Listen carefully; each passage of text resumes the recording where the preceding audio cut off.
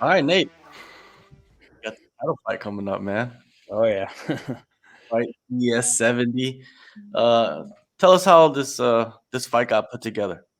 So basically, since my Bellator fight, I've been fighting for CES, and my last four fights, I've been on a four-fight win streak, with three first round TKOs.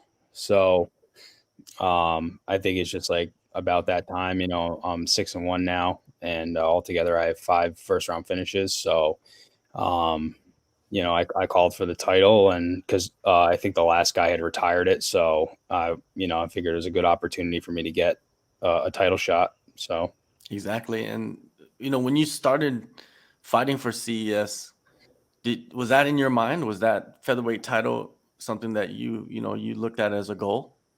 it's something that I've definitely thought about. I wasn't sure exactly how my career was going to pan out. I really wanted to continue fighting for Bellator. I just never got another shot to fight for them. So it makes sense for me to fight for CES. They're local for where I'm at in New England, and in my opinion, they're the biggest promotion on the Northeast. So it's a great way to get fights and showcase my skills, especially being on UFC Fight Pass. So it's it's definitely come in and out of my mind as a possibility, but I mean now it's here. So I just take it for what it Yeah, is.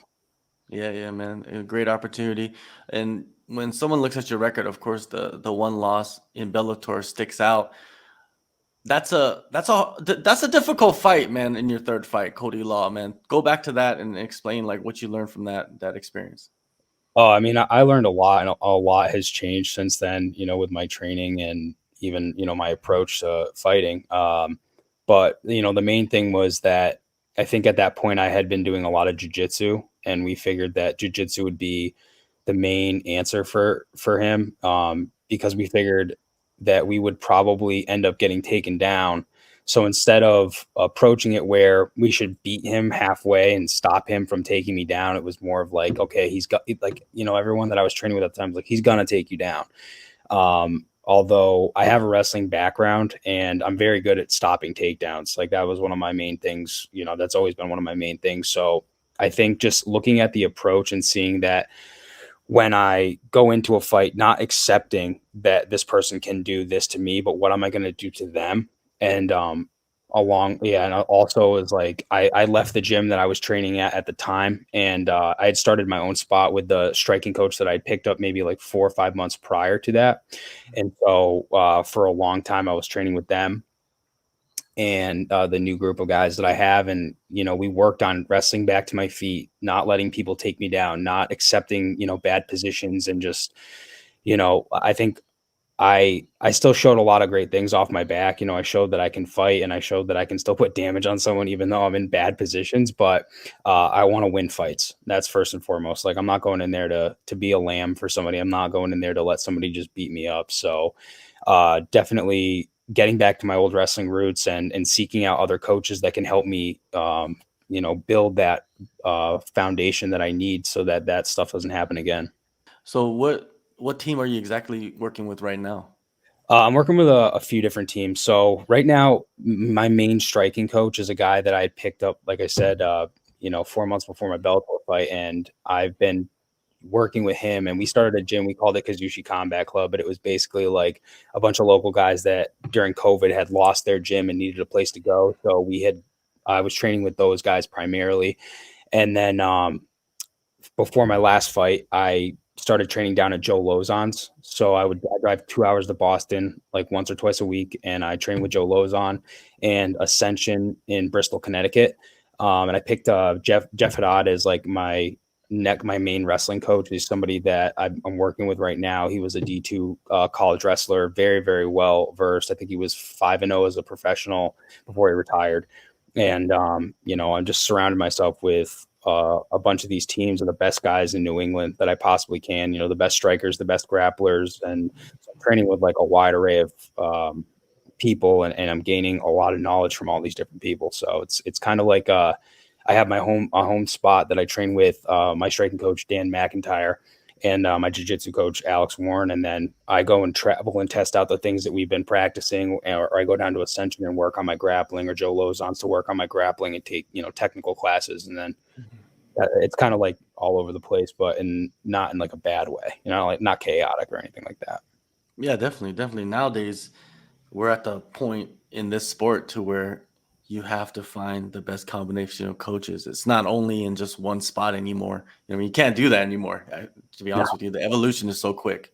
Yeah, absolutely, 100% agree with that. And especially like where I'm from, there's not a whole lot of options. It's very, very limited, and there's a lot more hobbyists than there are there are professionals around the area, but it's few and far between, and especially at my weight class.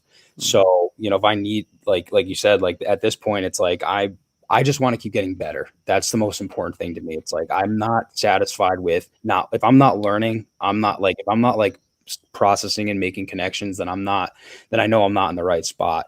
And like I said, since the law fight, I've learned a lot of stuff, and I've been consistently getting better, and I feel like I'm right where I need to be right now. And it's a great feeling because it's what gives me confidence. Like the more I know and the more I understand, the more I apply it, the farther I know I'll go. So Now, this opponent you have for this title fight, Dan, he has a little bit more experience than you do, not much more. But what do you see in him? What do you see? What type of style? Well, he's kind of like a basic Dutch kickboxer. I've actually trained with him. I used to train at Fighting Arts Academy. That was my gym, and he is affiliate with Nick Newell's gym, Fighting Arts Academy, Connecticut. So I'd go down there, and before my last fight, I actually sparred with him. And I know like they're good friends and all that, but he's a basic kickboxer. He can wrestle back to his feet. He's good, and I think his number one weapon is really his willpower. Like I think he just overwhelms people and just pushes forward and just like throws like Dutch combos, like basic punches, basic kicks. He can knee, he can elbow, and he can like wrestle back to his feet, but he's not like a world beater by any means, So. And you got this from the sparring sessions?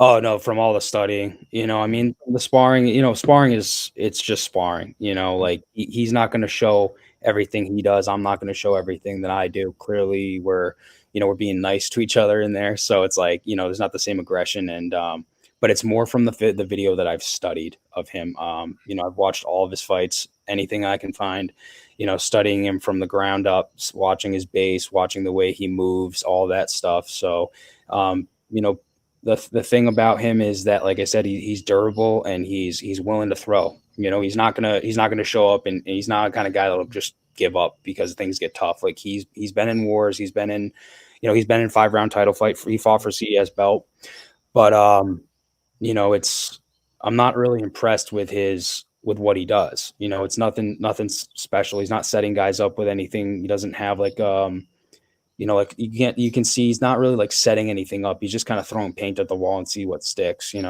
Man, it's a big spot for you, man. A lot of momentum as well. A lot of first round finishes. So they're expecting a first round finish. What are you expecting out of yourself to win this title? So for me, it's the biggest thing is just staying patient and picking my shots. He's a guy, like I said, he's durable, and like he's gonna come ready to fight. So my approach is really to put as much damage on him as I possibly can throughout the rounds. And of course, like for me, like I want to finish him. There's no question. He's never been finished before, and I definitely want to be the first. And I believe I can finish him. I believe I have the tools to finish him. But I think this is like the long game for me. Like putting in, like I said, investment in the damage. To the body, to the legs, to the head, to everything. Just put as much damage on him, and over time wear him down so that he can't move, and then just finish him off. Yeah, the word patience comes to mind. Like you mentioned earlier, he's very durable. So you do have to be patient with the durable guy. You can't not just go in there and blow your wad, so to say, so quick. Like how they like to say that. Well, man, CES 70, man, the title fight is coming up September 9th. Main event, Springfield, Massachusetts. Nate, appreciate the time, man. All the best in the fight. And yeah, man, hopefully this will open a lot of doors for you. Thank you, man. I appreciate it. I really appreciate you taking the time to talk with me about it. Thanks.